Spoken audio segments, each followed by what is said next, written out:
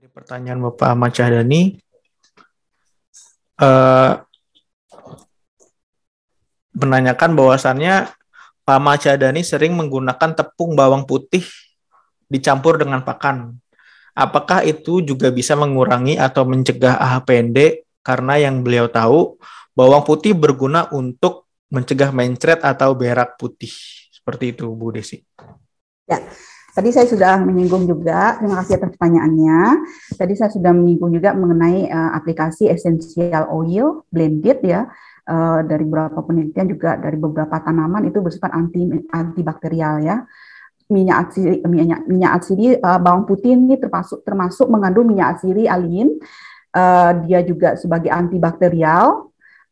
Kita bisa bantu itu secara herbal untuk membantu sebagai antimikrobial dari bakteri Vibrio ini. Itu juga bisa diaplikasikan Pak, karena sifatnya itu herbal, medicated herbal ya. Itu juga bisa membantu saya kira. Terima kasih. Baik, selanjutnya ada pertanyaan dari Ibu Yuniari dari Dinas Perikanan ini. Sepertinya menanyakan kenapa udang faname sangat rentan pada usia udang 35-40 hari yang sudah Ibu Desi mungkin jelaskan. Apakah pada usia ini AHPND yang banyak menyerang? Ya, karena memang ini kan awalnya kan namanya dulu AHPND ini kan IMS, Early Mortality Syndrome. Jadi dia memang menyerangnya itu kalau sudah terinfeksi, yang tadi saya sampaikan bahwa jika benur sudah membawa si Vibrio AHPND ini di dalam hepatonya, itu dalam waktu 14 hari saja dia sudah bersifat akut dan akan mematikan ya ketika dia memproduksi PIR A, PIR B tadi gitu. Jadi memang AHPND ini adalah bakteri yang menyebabkan AHPND ini yang menyerang pada usia dini, pada usia memang kalau di luar negeri itu ada juga ditemukan di kasus lanjut ya, tapi paling umum itu di bawah 40 hari. Serangan AHPND atau penyakit yang disebabkan oleh Vibrio strain PP-AHPND ini. Ya, semoga bisa membantu ya jawabannya. Terima kasih. Baik, untuk selanjutnya ada pertanyaan dari Ibu Afrina menanyakan jika udang yang terkena penyakit AHPND terlambat dipisahkan, apakah bisa ditangani atau disembuhkan?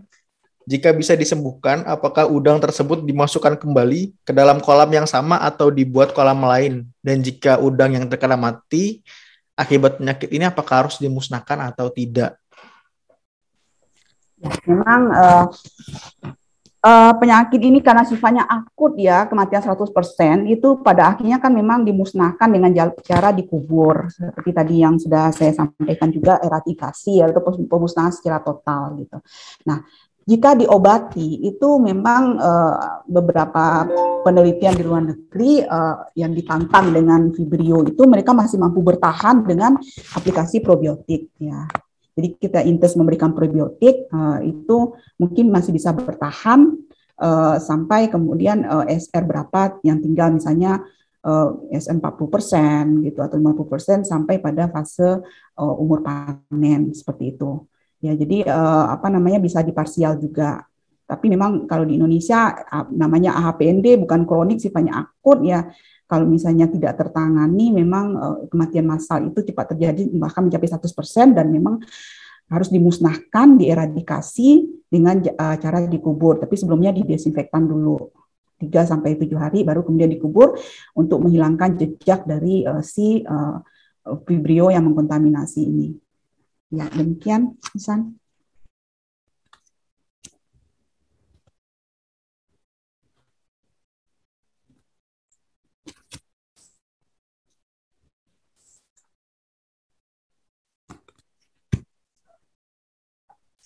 Baik, terima kasih banyak atas jawabannya dari Bu Desi. Dan mungkin ada beberapa pertanyaan lain dari Bu Ratna Amalia. Apakah AHPND pernah ditemukan pada krustasia lain yang ada di sekitar tambak dengan kasus AHPND? Jadi mungkin ada nggak kayak jenis krustasia lain yang terkena AHPND ini selain udang? Ya, pastinya kan dia menempel pada kitin. Vibrio ini juga melekatkan diri dengan biofilmnya itu bisa pada kepiting juga gitu. Krustasia lain dari jenis-jenis udang juga kayak monodon juga bisa ya seperti itu. Kemudian juga tapi kebanyakan mereka juga sebenarnya sebagai vektor ya dalam hal ini bisa juga pada burung yang ternyata di fesesnya masih mengandung vibrio juga ditemukan seperti itu. Ya. Jadi dia berkoloni juga di kitin, yang di Krustasia ini kan punya kitin ya, seperti itu. Baik, selanjutnya ini ada pertanyaan dari Bapak Rian. Ini mungkin menanyakan, untuk menjaga kualitas air, apakah penggunaan asam organik, terutama yang bersifat short chain fatty acid, bisa efektif untuk meminimalisir AHPND karena mengingat mode of action asam organik SCFA bisa untuk mengontrol pH dan antibakterial agent. Terima kasih. Ya, pada dasarnya, pada basicnya organic acid ini kan antibakterial gitu. Jadi Vibrio itu juga bakteri kan gitu. Jadi bisa diupayakan juga. Jadi sifatnya kuratif juga gitu. Tapi memang efektivitasnya masih perlu kita coba ujikan lagi gitu. Ya, karena apa namanya bisa efektif sebagai antimikrobial. Tapi ini masih selanjutnya mungkin bisa kita kaji lebih lanjut lagi ya mengenai pemberian organik asid ini gitu. Baik. Mungkin ini ada pertanyaan lagi dari Pak Daryanto. Mungkin Pak Daryanto bisa menanyakan secara langsung, Pak. Mumpung videonya nyala biar interaksinya lebih ada gitu, Pak. Mungkin saya mungkin di-unmute dulu, Pak. Baik. Halo. Halo, Pak. Halo, Pak. Halo. Halo, Pak. Saya dengar, Pak. Oh. Halo. Halo, Pak. Pak Daryanto. Selamat sore. Halo, Pak. Halo, Pak Daryanto. Sudah terdengar, Pak? Suaranya? Sudah masuk tadi. Halo? Halo. Halo, suaranya sudah masuk, Pak? Sudah masuk Sudah ya? masuk, Pak. Sudah, Pak? Sudah. Oh ya. Mau tanya, Bu. Ya, Pak. Apakah dalam penggunaan campuran bawang pada pakan bisa mengurangi risiko penyakit ya, Bu ya? Penggunaan apa, Pak?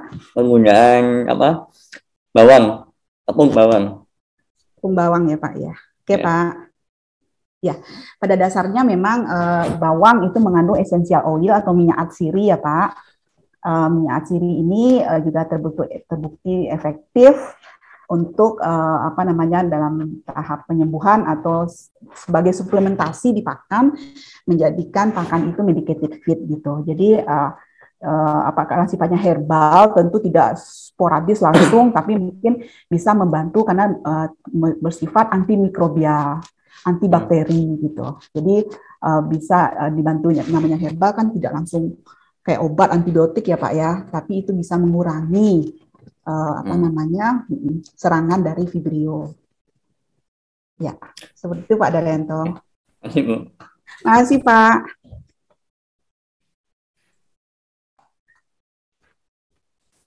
Baik, mungkin sudah banyak pertanyaan ya yang dilampirkan di kolom chat. Mungkin ini ada pertanyaan dari Pak Riko Wibisono. Pak Riko Wibisono mungkin bisa menanyakan sendiri, Pak. Ya, terima kasih banyak Pak Ihsan atas waktu dan tempatnya. Baik. Kepada Bu Desi. Ya, halo Pak Riko. Ya, Bu Desi. Saya ingin bertanya, Bu, sebetulnya kan kalau bakteri Vibrio pneumatosis itu kan penyebab AHPND itu kan karena ada peer A, peer B ya, Bu ya.